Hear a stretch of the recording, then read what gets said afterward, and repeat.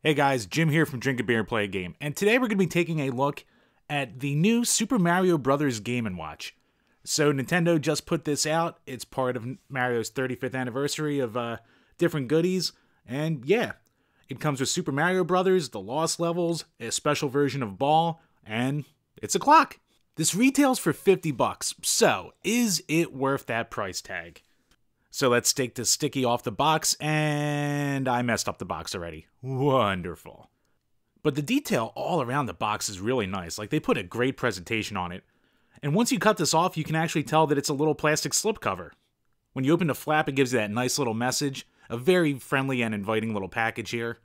And when you take a look inside, you get a USB-C charging cable, little wood insert, the unit itself that's nice and wrapped up, and an instruction manual. From Nintendo's website, it takes about 3 hours to fully charge this device, and depending on your playstyle, you'll probably get about 8 hours of playtime out of it. So if you just want to use it as a clock, it probably lasts a whole lot longer. If you turn the brightness and the sound down, it probably lasts longer, so it all depends.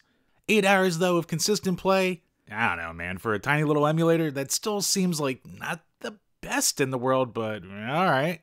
Looking at the device, I just love the look of this. I don't have any other Game & Watches, but from what I can tell, this really closely resembles the look of the original Game & Watch. One little bummer on the back, though. There's no kickstand. If you want to use this as a clock, well, you're kind of out of luck, or you got to prop it up or buy a stand, so that seems like a weird thing to cheap out on. On the one side, you get your USB-C charging port and your power button. On the other side is your speaker. On the front, you get your game, your time, and your pause and set buttons, as well as a pretty nice screen, a D-pad, and the 2 buttons to closely resemble an NES controller. One quick note, my camera is not great, so rest assured, the screen looks way better than what you're seeing here. When you compare sizes, the buttons and the D-pad are definitely smaller than a traditional NES controller, which I guess you have to expect. I'm not really in love with this D-pad.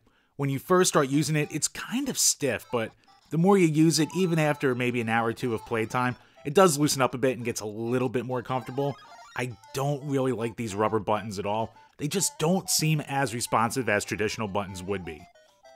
Even playing Super Mario 35 on the Switch with Joy-Cons feels better than this does. You can get used to it, but it still feels a little bit off and it's just not as slick as a traditional controller. Now, I'm assuming original Game & Watches came with the rubber buttons, so this is why, but it's still a little disappointing on my end. You get 3 games, Super Mario Bros., Super Mario Bros. 2 The Lost Levels, and Ball.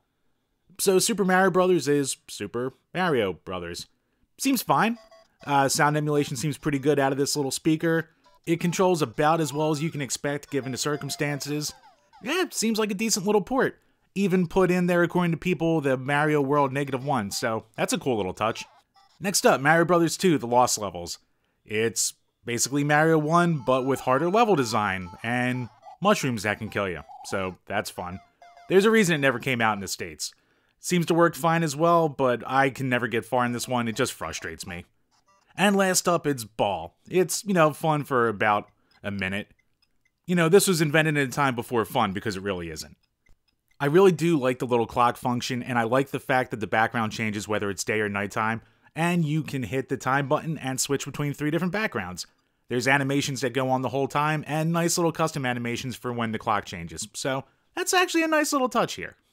The pause button also lets you select the brightness, the volume, and change the clock. It does its job well, and you can access it at any time. You can set different volume and brightness settings for each game, which is a nice touch, and you can actually switch between games on the fly, and it will pause your state for each one. The Game & Watch actually holds these scores and your states until the battery either completely dies or you hold the power button for 5 seconds and do a hard shutdown. Overall, there really isn't a ton to say about this thing. I think $50 is way overpriced. Like, there is no reason that this couldn't have just been $30. You can play these games anywhere. You're basically paying for an aesthetic, and Nintendo knows that they can get away with it, so they did it, and suckers like me bought it. Do I recommend it at full price? Absolutely not.